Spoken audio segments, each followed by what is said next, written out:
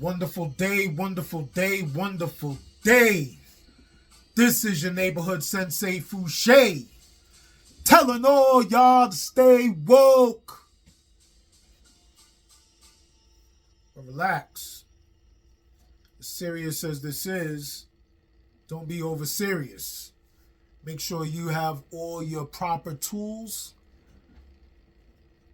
and necessities into present moment, being aware and acknowledging the fact and importance, and always taking notes. I want to welcome all of you beautiful audience members. I missed you. It's been a couple of days. Serious back ailment, lower back strain, severe nerve pain was my issue of moment. And it took realistically 2 days in order to properly nurture myself back into a physical capability through deeper psychological awareness and processing into the moments of specific exercise practice. And I went all in. Had to be all in, you know what I'm saying? And I talk about that on this platform with the information we share. You know what I'm saying? Because if you're not all in, then you are not going to be completely fulfilled or in your most completion of being fulfilled. Because the effort or the cause is going to result towards the effect. And speaking to my daughter before leaving out the door and us going through our reading program and exercise together, I was explaining to her about cause and effect for maybe the last week and a half. You know what I'm saying? Cause always has an effect. You know what I'm saying? Every decision or choice has a circumstance. Depending on what you put in, that's what you probably or specifically in direct happening will result. If you all into good, you're going to get a whole lot of good.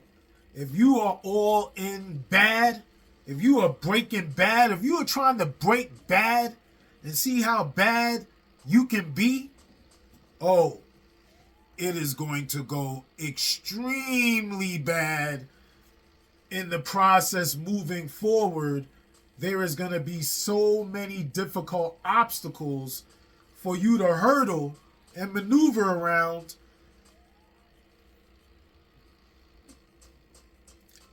I know very little, if anyone, that has made it to the end of that finish line.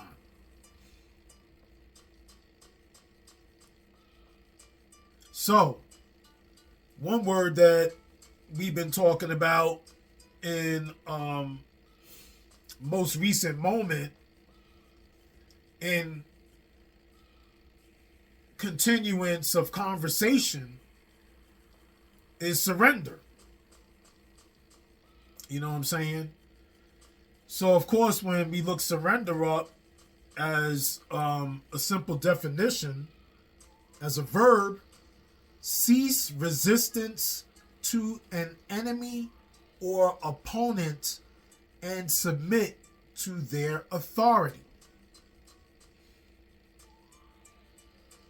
So, before we move forward, let us surrender this moment to JF Winter and Nasty Noise Music Productions for providing all the instrumentals that are played throughout this platform in our many episodes and our conversations. You know what I'm saying? N.N.M.P. is the acronym for Nasty Noise Music Productions. YouTube.com/@NNMP1993. Dial it in and be mystified and rectified through a different process of listening pleasure and entertainment. So, moving forward, surrender. Cease resistance to an enemy or opponent and submit to their authority. And that's just more of a loose definition, because if you go down, surrender can be defined as giving up, abandoning, or relinquishing something, an object, you know what I'm saying? A trophy, you know, money, a car, you know, your car gets repossessed. You know, you have to surrender or give it up, abandon, you know. Car ran out of gas. You don't have any money and you have to walk. Now you take a chance on your vehicle being tagged by highway patrol, you know what I'm saying? And then it'll wind up being picked up or towed, you know, in the eventual procedure moving forward in sometime soon. You know what I'm saying? But you have to make a choice at the moment, and that is a surrender. To yield or resign an office, privilege, etc. in favor of another. President Donald Trump, in his first ending of the last term in 2020, going into 21, he did not want to surrender the position of president and having residency in the White House. Like, he didn't want to move out. He couldn't accept what was, that he lost the election. You know what I'm saying? But guys like him, they're not used to losing. They're not used to being told no. Powerful, immature-minded individuals who very much lack a higher connectedness to the importance and extreme relevancy of interdependence. To give oneself up as into the power of another, submit or yield. You did a crime, you got arrested. You know, old school New York City, you fare evasion. You know, you hopped the train, as we used to say. You know what I'm saying? Once police roll up on you, you know, it's either run or, hey, you caught me. Now, if you run, you're going to wind up having more of a serious circumstance because, you know, that's avoiding or resisting arrest. And that is a compounded charge. You know what I'm saying? So now you're in more trouble than the initial trouble that you were in the first place for doing something you knew was dishonest. You know what I'm saying? You chose not to surrender and admit in what you was wrong for, and now there's a deeper degree of danger, as well as less of a probability of you having freedom.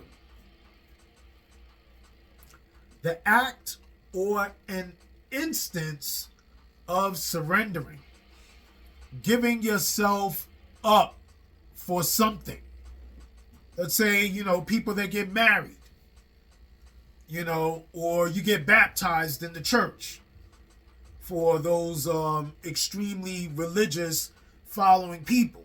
You know what I'm saying? Because you have to give your body to Christ.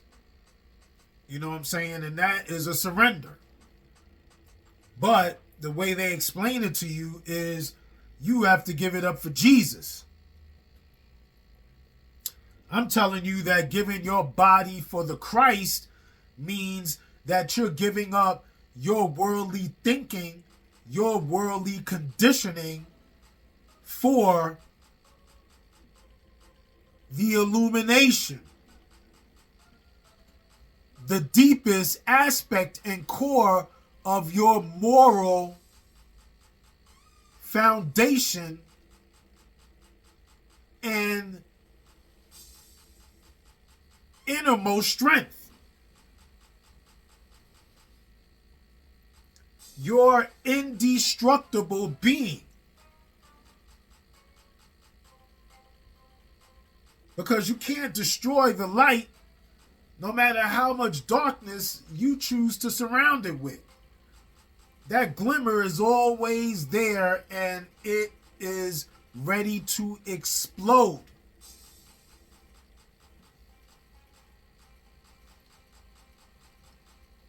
And eventually, the dark gets so sick of the dark that the light is eventually going to burst through. If you allow it.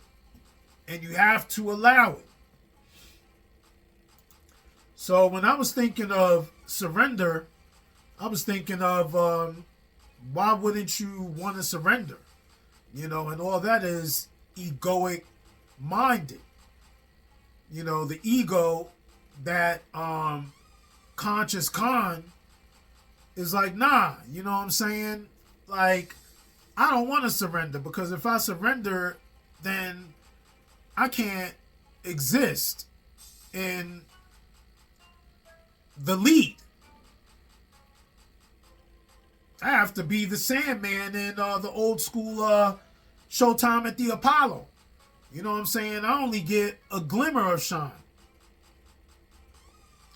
Or for any of you iconic African American based shows, you know what I'm saying? You trying to get back to good times before they got rid of James Evans Sr. You know what I'm saying? Because Junior was the goofball. Once he ran the show, like, people weren't really feeling that. You know what I'm saying? They wanted the deep root, the essence, the foundation, the moral foundation that started the premise of what the show was supposed to represent. You know what I'm saying? That's what they wanted back. Once society resisted, the moral foundation, the network decided to promote more of the goofball in order for society to continue to devolve in their processing, in order for there to be a more governmental control in using television programming for your desensitization.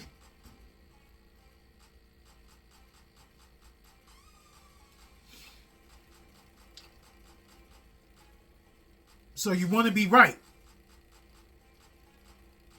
Is that why, you can't surrender or, admit that you done did something wrong? You're afraid that you're going to look weak? What? That's an image thing. You so image conscious that you more worried about how you look to other people because of what you did. But if you were to be more honest and humble and surrender into what you did, there'll be a respect to that accountability as opposed to the gossip in the labeling negatively because of your immature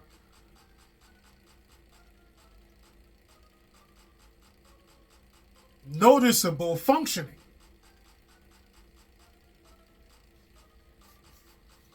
I mean, people are going to see what it is and call it for what it is. You know what I'm saying? And that's basically if you accountable or you non-accountable and you over here trying to play the blame game or you trying to omit yourself from the action. Surrendering is a form of mature respectfulness and understanding what is. I mean, Jesus, in the terms of all Christian followers, like he surrendered to the Romans. You know what I'm saying? And they were like, nah, Jesus, don't do that. Like, we could just, run and hide and continue.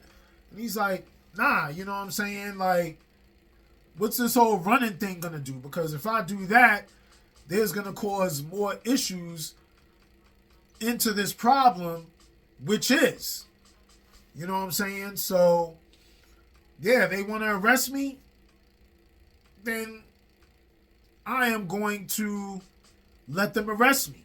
I'm not going to hide. I'm going to present myself in order to stand accountable for their superficial man-made laws. Gandhi, you know what I'm saying? And I just studied Gandhi deeply a few weeks ago, or my fault, a couple of months ago. And Gandhi did a lot of surrendering, you know what I'm saying, to the British Empire. As well as a few other Caucasian authorities in that older time when people of color had a level of less respectability than today's day. You know what I'm saying? So for anybody that want to talk about how bad they got it and all this, race thing and because, it's because of the color of my skin, so on and so forth. Like, before you do all of that, like, really analyze who you are and how you move. Because these men of yesterday's, and it's not to say that injustices don't happen today, but a lot of you base yourselves and your lives off of immature following. And in that following, you have an effect to a cause created by your immature thinking and moving past in regards to that immature thinking. MLK Jr., you know what I'm saying? Black History Month right now, and the most famous black historical figure that most would notify with is Dr. MLK Jr. because, he's responsible as the main anchor to having us move forward from the segregation laws and be written into equal citizenship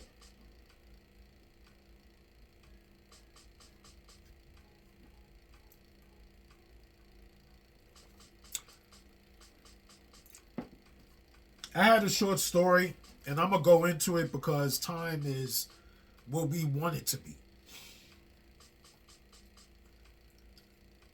A supervisor at an establishment that I do business at snapped on a customer one time. The customer was patiently waiting for their order to be corrected after it was mistakenly made. And I didn't arrive when the problem first was spoken, but when I arrived, the woman was just present at the front counter, not in a very disturbed physical look. Like, her face didn't have extreme frustration written on it. It was just a patient wait. And somehow the supervisor on schedule addressed this lady by coming from the back of the counter, or the back preparation area, to the front servicing area, and went directly to address this lady and over explain what she was doing and why it happened. And almost in tone tried to validate the fact that they did it wrong, and express for her to be patient, which she already was doing. You know what I'm saying? So I'm like, the supervisor has some serious anxiety and trauma that caused for her to feel over explaining in an unnecessary moment, and created more of a resistant connection as far as her team members and customers that walk in and are serviced or choose to be serviced in that business more frequently. Like, those people are eventually like gonna be disinterested in doing business there if you don't change your tone and recognize who you are in your weakness, and you having to surrender your ego into an egoless being. Like, for me, I had to learn that through the culinary experience. You know, once I went from being underneath leaders and experienced enough to start to train and lead others, there was a development process. And I had to learn how to make my teammates better. If I am a strong individual in being, I have to convert those thinkers into beings. Because right now, in that moment, they were overthinkers, and I had to have them in the process of thinking towards being. And me as a leader has to observe every individual in their position of level and create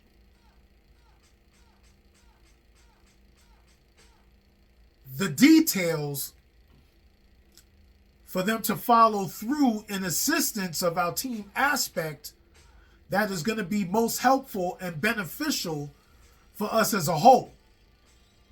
To simply explain, I have to put that person in the best, strongest situation that makes them comfortable for all of us to succeed, while getting them adjusted in other moments to absorb and learn other things that is required moving forward for them to continue to elevate into being their own supreme leaders, to be able to help guide others.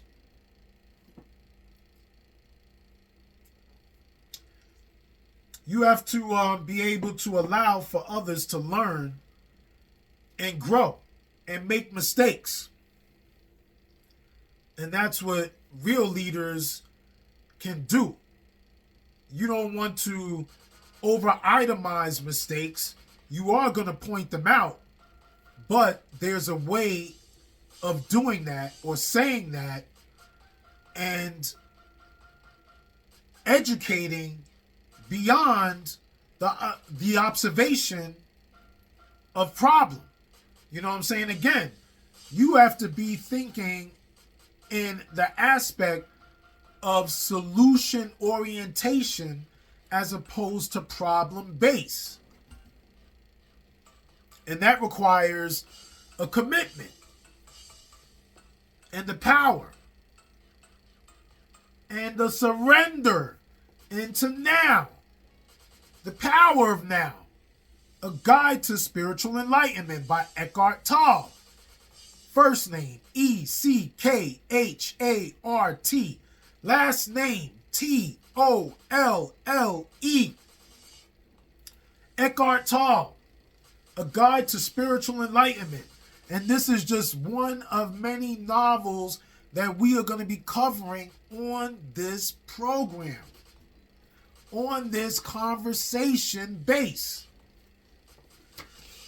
We're in chapter 10. This is the last chapter. And the title of chapter is The Meaning of Surrender. And that's why we were having that monologue and dialogue to lead towards this reading section. Surrender in Personal Relationships. That is our subtitle into subject title.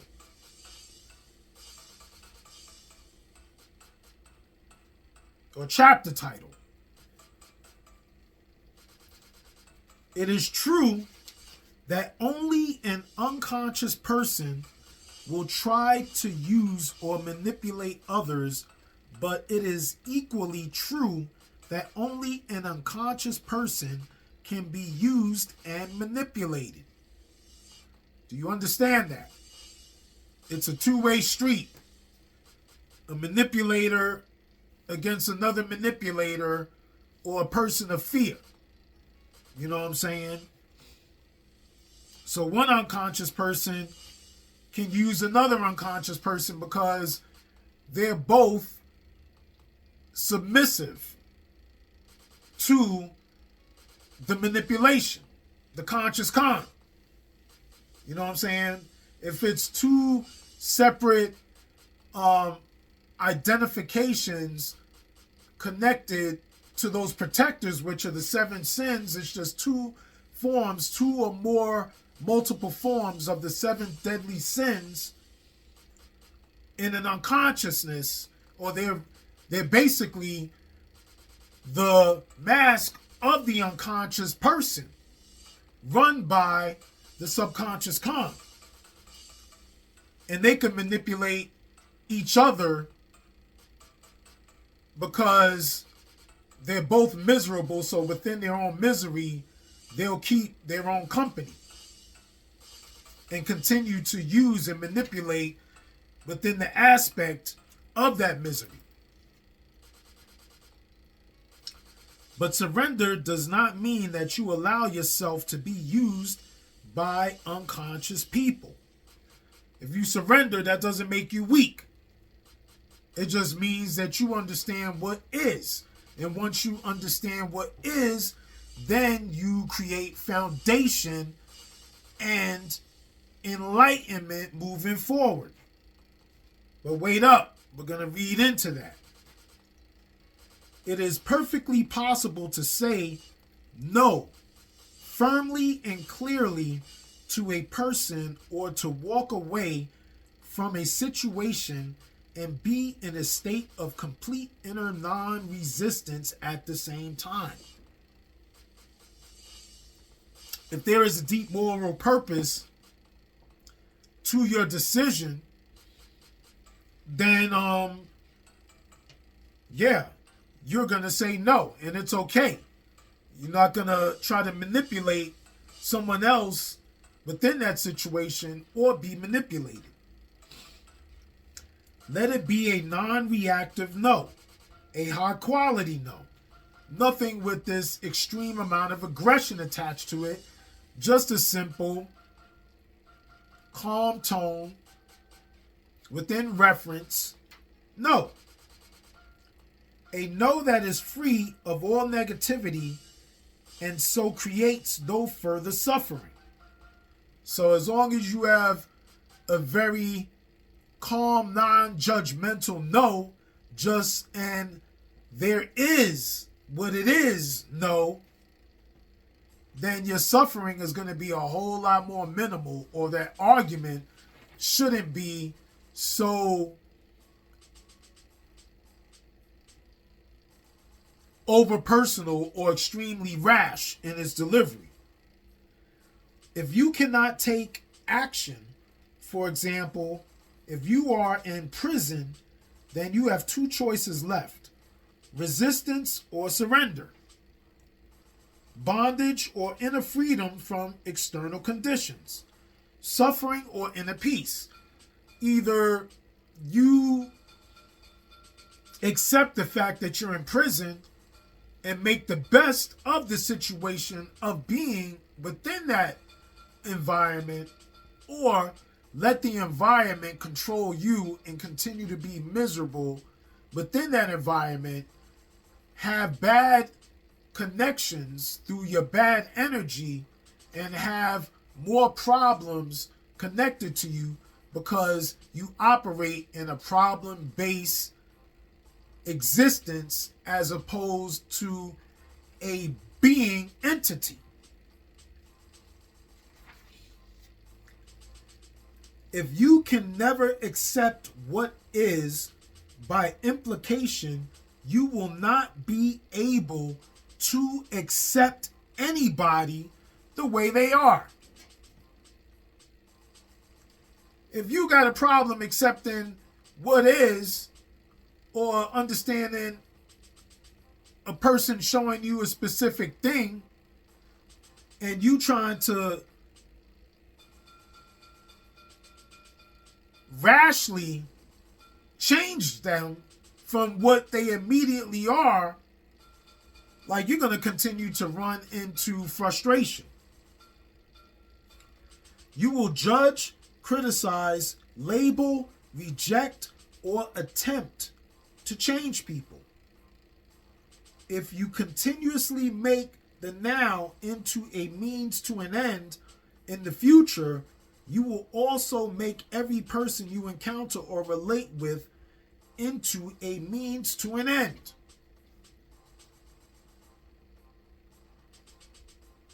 You have to deal with the moment, with the person. If you are in an interdependent situation, then you have to deal with them for the moment. If you're trying to think about them being the best version of what you expect them to be tomorrow, that's setting up for an unrealistic expectation and a probable disappointment. And it doesn't even matter for you to put or label a specific time. It just has to be a process day by day, and a commitment into helping, coaching, or teaching for that individual to be in a more positionary growth in the next moment, with every future moment after that, in succession.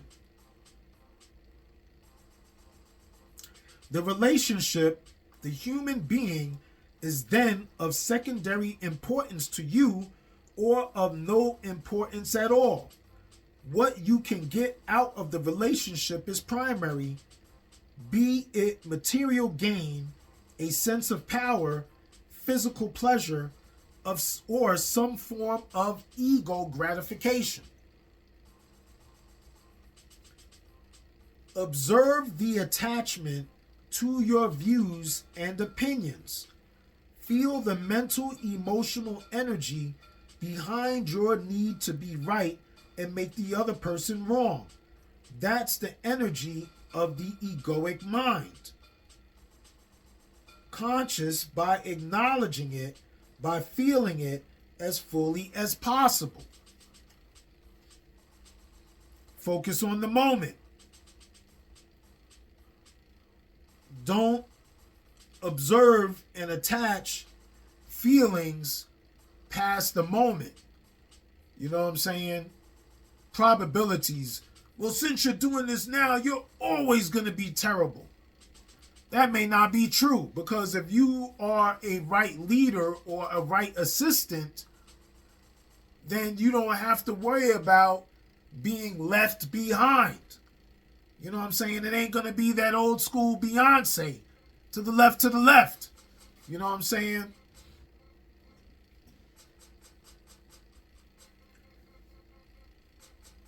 The ego is cunning.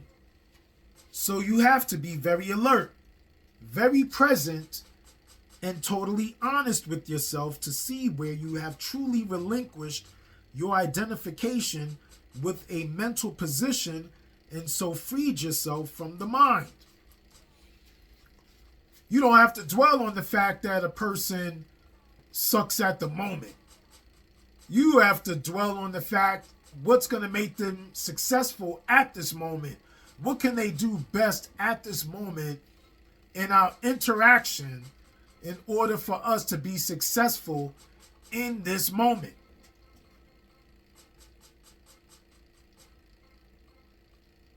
And in doing that, you free yourself from overthinking because you are focusing on solution orientation as opposed to problem base. Because something that is successful, that is working, as simple as it is going to cause a level of confidence and secureness and elevated happiness to where there'll be a better motivation moving forward in that person's relation to feeling and comfort. Your assistance radiates what they need to feel and embody within to come out even more and exemplify in its own radiation. When identification with mental positions is out of the way, true communication begins.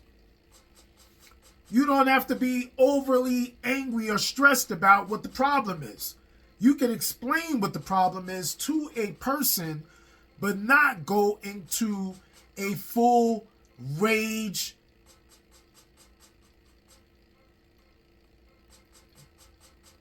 berating. All you have to do is stay in calm and firm tone, but give also massaging tones and suggestions.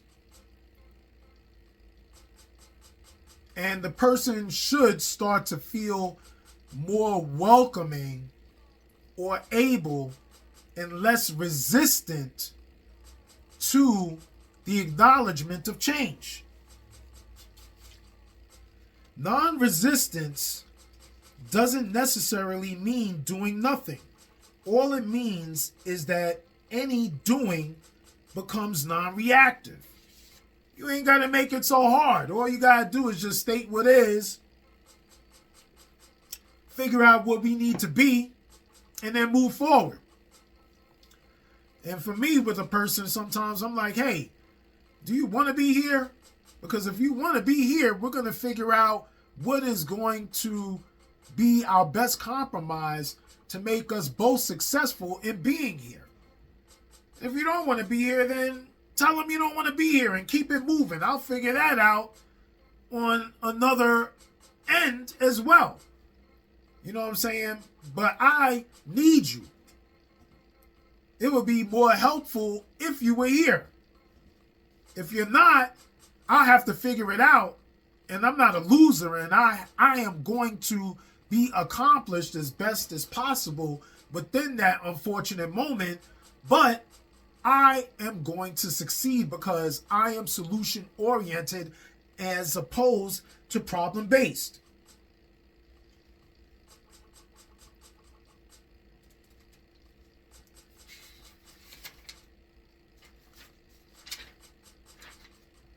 The ego believes that in your resistance lies your strength, whereas in truth, resistance cuts you off from being the only place of true power.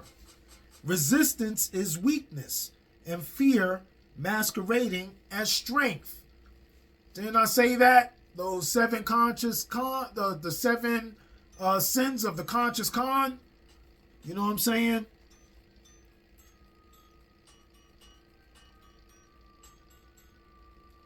Again, resistance is weakness and fear masquerading as strength. What the ego sees as weakness is your being in its purity, innocence, and power.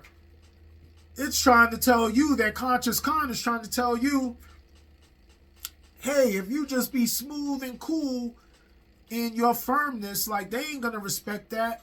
Like I need to flip my wig and be immature. And in that immaturity, then they'll react. They'll be so afraid that they'll do what I want them to do. How's that sound? Because coming out of my mouth, spinning it in tongue, it disturbs me even saying that. I wouldn't even want to go that route. Like, that's weak. You know what I'm saying? The strength is more into the non-resistance. Isn't that what Dr. King said? You know what I'm saying? It's easy to fight and resist. The strength is in not fighting.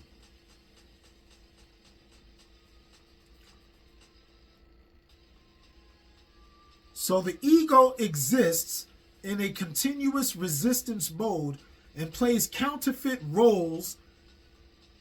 Again, so the ego exists in a continuous resistance mode and plays counterfeit conscious counterfeit roles to cover up 7 sins, the cover protectors for the conscious con, to cover up your weakness, your fear, which in truth is your power.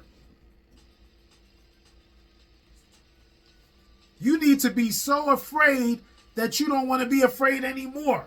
You need to be so sick and tired that you don't want to be sick and tired anymore. Surrender is inner acceptance of what is without any reservations. Illness is a part of your life situation. As such, it has a past and a future, past and future form, an uninterrupted continuum, unless the redeeming power of the now is activated through your conscious presence. And I'm just going to keep reading because we already ad-libbed enough examples to explain all of this.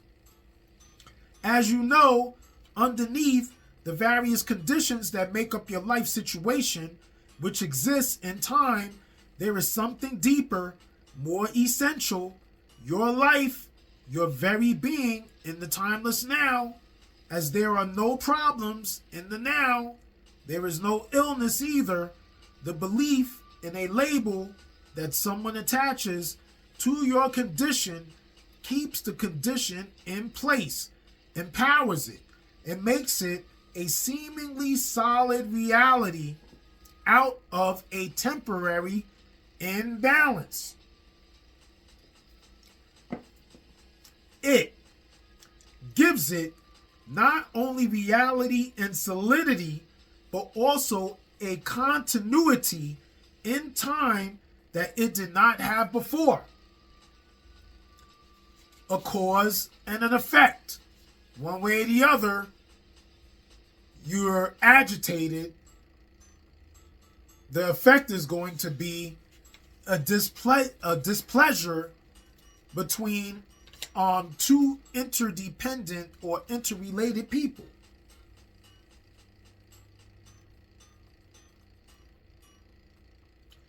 Allow the suffering to force you into the present moment, into a state of intense conscious presence. Use it for enlightenment. Surrender does not transform what is, at least not directly. Surrender transforms you. It's not about changing the other person. It's about changing your feeling. Your volcano needs to minimize in its volcanic active liquid. When you are transformed, your whole world is transformed, because the world is only a reflection of you. There's not anything wrong with the world. There's something wrong with you. The world is what it is. Ugly, beautiful, depending on your perception of sight. The world is always going to be what it is. It has been and will continue to be. Whether we on this planet or another planet for our future generations, you know what I'm saying? Whatever is going to be is going to be whatever in that condition is. And it's more on your perception and your reflection in reaction to it.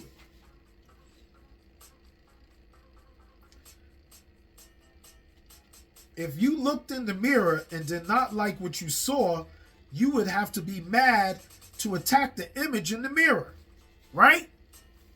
That is precisely what you do when you are in a state of non-acceptance. You're just attacking yourself. And of course, if you attack the image, it attacks you back. If you accept the image, no matter what it is, if you become friendly toward it, it cannot become friendly toward you. This is how you change the world. If you accept the image, no matter what it is, if you become friendly toward it, it cannot not become friendly toward you. And I had to reread that because I knew I misread. If you accept the image, no matter what it is, if you become friendly toward it, it cannot not become friendly toward you.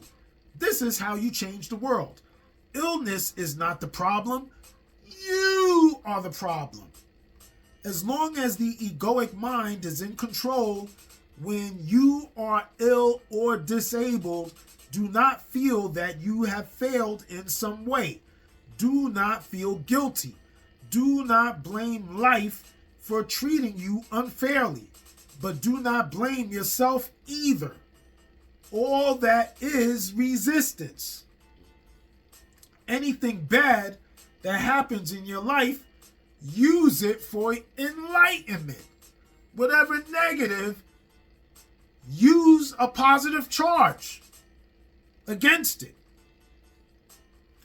Withdraw time from the illness. Do not give it any past or future. Let it force you into intense present moment awareness. Become an alchemist. Transmute base metal into gold. Suffering into consciousness. And we are going to leave our reading at that moment.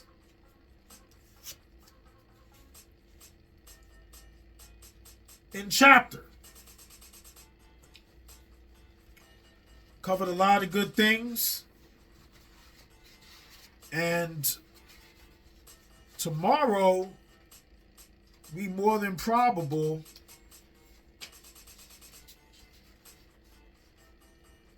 are going to finish this book. And this is going to be quite an accomplishment to be able to create enough podcast episodes in conversation to each chapter in itemization. And that was something I wanted to accomplish with this first novel, and then go in sequence to other novels that I am in current moment of itemizing through highlight. And I'm going to show you, because I bought enough of these things. Like, I have highlights galore. You know what I'm saying? And I've been highlighting through these books for us. You know, not only for you, for myself as well, because in being a master student, I am continuing to educate myself more every time I cover these things. So in reading and listening to the audiobooks before this venture, itemizing these books post reading and listening to the audiobooks, and then covering within these conversations the itemizations on top of those prior procedures, that is the work. That is the commitment. That is the honor. That is the continued elevation and desire towards happiness, staying in that presence of happiness, continuing to understand the evolutions and the branches of happiness, continuing to apply the information in absorption, so that way I am embodied at all times with the infusion in the information regarding enlightenment, evolution, illumination. And I look forward to this next conversation. I am going to end by stating, this is your neighborhood Sensei Fouché. And of course, I'm telling all y'all to stay woke. And always relax. And if you need that massage therapy, which I know you do, head on over to the Round the Clock Thinkers. There's new theme work going on over there. There's new mystique and vibe guiding towards the information, the vibration towards the information at Round the Clock Thinkers. That is some smooth massage therapy that you need to partake in. So go check out my man Packboy Dolo over at that Round the Clock Thinkers and get that massage therapy. And remember to always take notes. Be smooth. One.